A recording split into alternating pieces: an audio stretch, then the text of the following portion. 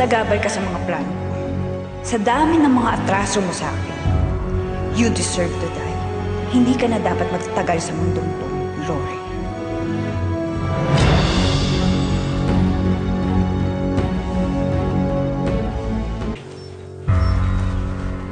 Naghanap ko kayo ng pasyente? Yaya siya ng anak ko. Ay po, check lang po ito.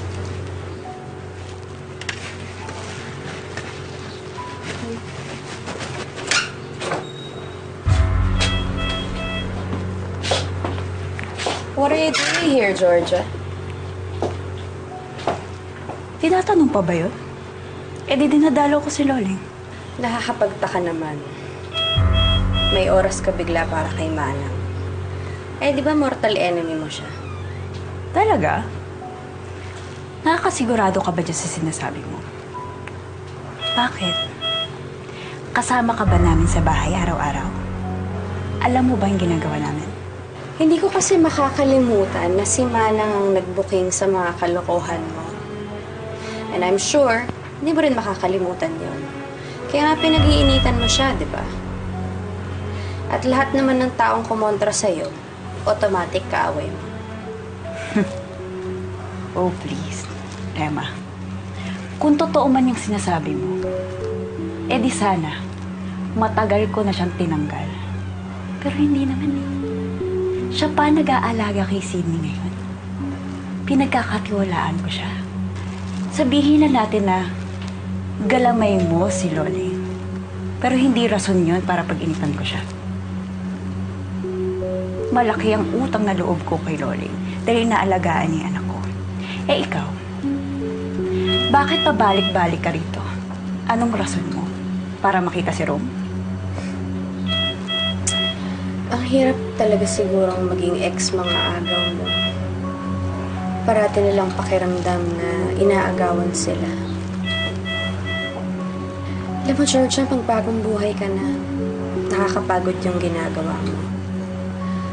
Or kung gusto mo talagang makasiguro, bakit hindi mo paliitin si Rome tapos ilagay mo sa bulsa mo? I'm sure kaya mong gawin yun dahil best friends naman kayo ni Satanas, di ba? Madalas pa nga kayong mag-toofy eh. Huwag mong seryosohin yung sinasabi mo, Emma. Baka magkatotoo at makita mo kung paano magalit ang Satanas na kaharap mo. Bago ka pa ng bago. Para namang hindi pa tayo magkakilala. Matagal ko nang nakita kung paano ka tinubuan ng sungay at buntot. Which makes me think actually, ano na naman kaya ang ginawa mo kay Manang Loling? At bakit bigla-bigla gusto niya akong makita? Kahit kailan talaga, bintangera ka. Kung tutuusin, ikaw dapat ang may kasalanan ng lahat sa nangyari kay Loling. Dahil makikipagkita siya sa'yo nung na-aksidente siya. At ikaw, anong ginawa mo? Kung talagang concern ka kay Manang, bakit hindi ikaw ang nagdala sa kanya sa ospital? Pero anong ginawa mo? Umalis ka na lang ng bigla. Kaya huwag kang magpanggap na concern ka kay Manang. Dahil yung mga kampo ni Satanas na katulad mo, walang puso, walang budhi at walang kaluluwa. Walang hiya ka. Napaka-walang hiya mo! Georgia! Emma! Naririnig ko kayo sa hall eh. Ano ba? Tuwing magkikita kayo, nag-aaway kayo para kayo nagsasabong. Tama na, okay? Bigyan ng respeto si Manang. Tita Emma!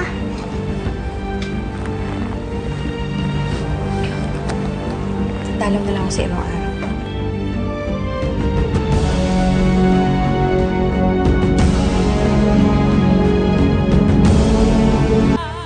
Tingnan niyo po, Yaya. Meron po akong drawing. Please, kumising na po kayo. Namimiss ko na po na dinadalhan niyo po ako ng milk sa room. Namimiss ko na rin po na sinasamahan mo po ako sa school araw-araw. Kaya please, gumising na po kayo.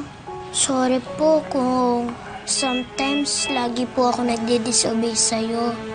Promise po mag-o-obey na po talaga ako sa'yo. Sige na po, Yaya. Gumising na po kayo. Nanang, siguro naririnig ninyo. Kanya namimiss na rin ni Sydney. Hindi kami sanay na wala kayo sa bahay. Ano, alam naman namin na strong kayo. Kayang-kaya niyo yan. So, papalakas kayo, ha? Tapos umuwi tayo sa bahay.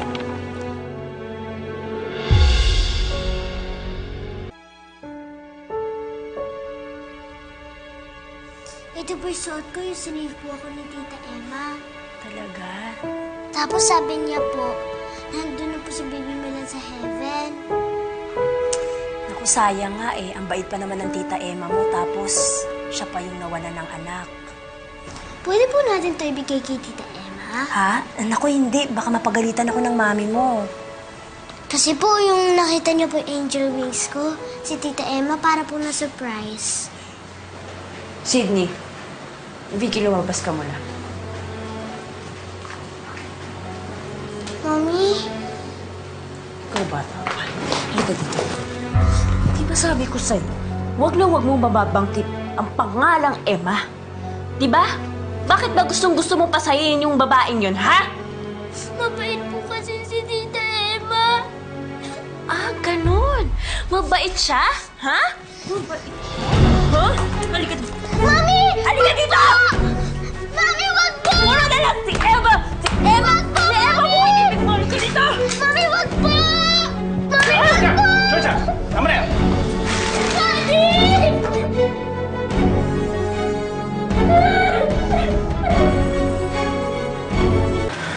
Totoo pala sinasabi ng mga tao na sinasaktan mo si Sydney.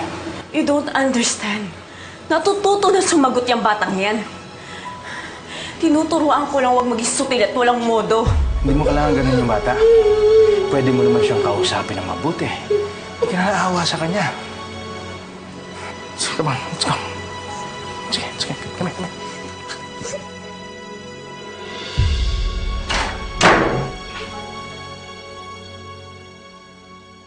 Okay na, ha? Huwag ka na umiyak, ha? Dito na ang daddy. Okay? Galit pa po sa akin si Mami. Ay, mawawala din yun. Mawawala din yun. Okay? Hindi po ako nun ni Mami. Hindi totoo yan. Lahat ng ina, minamahal ang kanilang anak. Okay? Baka mainit lang ang ulo ng mami mo dahil pagod. Kaya mo kakausapin ko siya, ha? Hindi mo nang papayag na mangyari dito. Okay? Huwag ka nang umiyak. Wala ka na namang tears eh. Oh, yung pusad ka. Oh, water. Okay. Okay. Sige na. Oh, yakap. Selma, bakit? I've been trying to reach you pero hindi ka sumasagot. May problema kasi ako eh. Eh, nandito si Dave. Pinuntahan niya ako. May sasabihin daw siya sa'yo. Ito na. Hello, ma'am. Ma'am, baka naman nagkakalimutan tayo. Kailangan ko ng anta ngayon. Oo, alam ko, sumablay ako nung nakaraan sa ospital. Pero nasakasama ko naman si Loling, di ba? Yun, di siya nakapagsalita kay ano. Kaya man na totoo. Oo na. Ipapadala ko kay Selma bukas. Tumahimik ka lang. Yan, ayos. Ma'am, ganyan pala ng ganyan eh. Magkakasundo talaga tayo. Hindi mo na. Baka kasi pumalpak ka na naman, mahuli ka pa. Eh sigurado naman ako na hindi magigising yung matandang yan. Sana nga hindi na siya magising. Sige, ma'am. So ano, Georgia? Okay na tayo kay Loleng? For now. May isa pa akong problema eh. Nahuli kasi ako ni Rom na pinapalo ko si Sydney. Ano? Sana mamaya na tayo mag-usap. Georgia, pwede ba tayo mag-usap?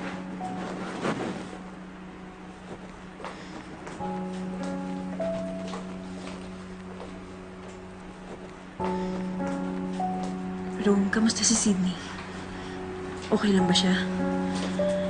Hindi na ba siya galit sa akin? Alam mo, hindi magiging okay yung bata kung paulit-ulit mo siyang pinapalo. Bigla lang naman ako kanina. Nasaktan kasi ako kasi sinasagot niya ako. Hindi naman siya ganun dati. Okay, kahit na ano pang gawin ng bata. Kahit na ano pang gawin ni Sydney, huwag mo siyang papaluin. Kahit na sinong bata, yan ang pinaka-ayoko sa lahat. Mas lalo na kapag ano ko siya. Rom, sorry. Hindi na talaga mauulit. Kaya nawawala ng amor sa'yo yung bata. Kita mo, mas napapalapit siya kay Emma kaysa sa'yo. Hindi pinapalo ni Emma yung bata. Sana naman wag mo akong ikumpara sa kanya.